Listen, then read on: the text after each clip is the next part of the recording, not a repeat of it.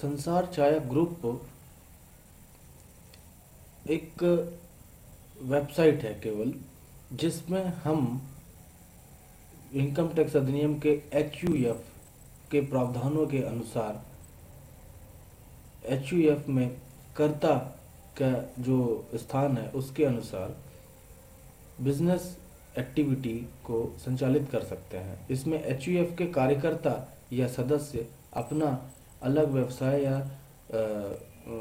नौकरी कर सकते हैं या कहीं कर रहे हैं, उसका अलग इनकम टैक्स और अलग आय की गणना की जाएगी इनकम टैक्स अधिनियम 1963 के अनुसार। तथा उनके द्वारा सहसम स्वामित्व में अगर HUF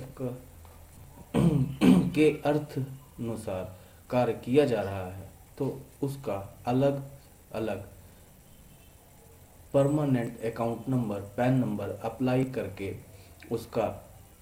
बैंक अकाउंट खुलवा करके उसका स्थापना का अस्तित्व का कार्य पूरा किया जा सकता है। भारत में HUF का पंजीकरण नहीं होता है। HUF का पंजीकरण उसके पैन अप्लाई करने से और उसके बैंक अकाउंट खुलने से और उसके जॉइंट ऑपरेशनल एक्टिविटी को कंडक्ट करने से ही उसका स्थापना मान लिया जाता है, गर्भित रूप में मान लिया जाता है। संसार छाया ग्रुप ऑफ कंपनीज ये वेबसाइट है केवल और केवल। इन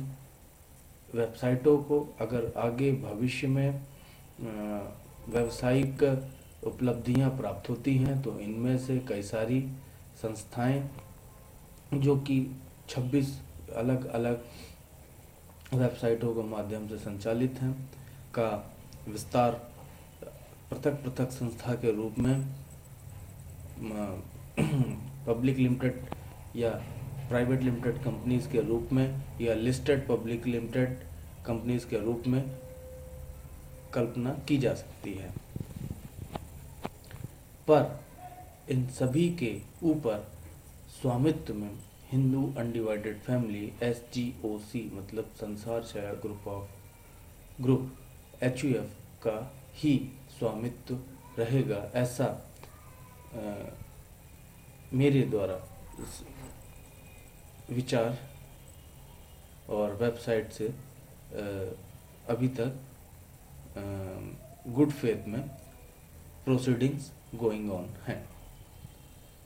इसमें सबसे बड़ा project chartered United Indian international aviation industrial financial reconstruction fund trust limited एक रिकमेंडेशन के रूप में केंद्र सरकार को सौंपने के लिए और DGCA department of director general of civil aviation को सौंपने के लिए खासकर किंगफिशर एयरलाइंस जैसी अन्य कंपनियों के लगातार बंद होने के कारण इंडियन रेलवे जैसा इंटरनेशनल एविएशन का ट्रांसपोर्टेशन और यातायात के लिए विमानन सेवा का उपलब्धिकरण हेतु यह CUII AIFRFTL का योजना का की सिफारिश SGOC VCS SGOC recommendation committee द्वारा वेबसाइट के माध्यम से इंटरनेट में उपलब्ध है और सभी प्रशासनिक स्थानों पे ससम्मान प्रेषित है और उसमें कार्य अभी भी जारी है।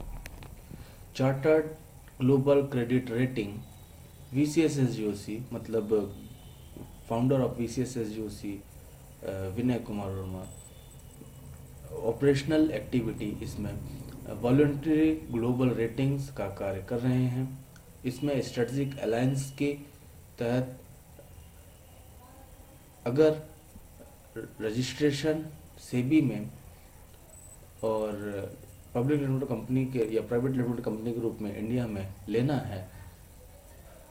विथ रेटिंग लाइसेंस के लिए, तो हम किसी भी रेटिंग कंपनी से जॉइंट वेंचर के माध्यम से यह कार्य भारत में किसी भी समय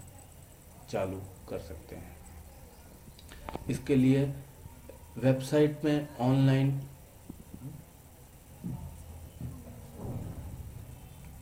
फॉर्म और पूरा ईआरपी उपलब्ध होने के बाद ही यह कार्य आगे किया जा सकता है। चार्टर्ड ग्लोबल रेटिंग में केवल और केवल ऑनलाइन पेमेंट्स, प्रीपेड पेमेंट्स का ही प्रावधान रखा गया है। 30 days to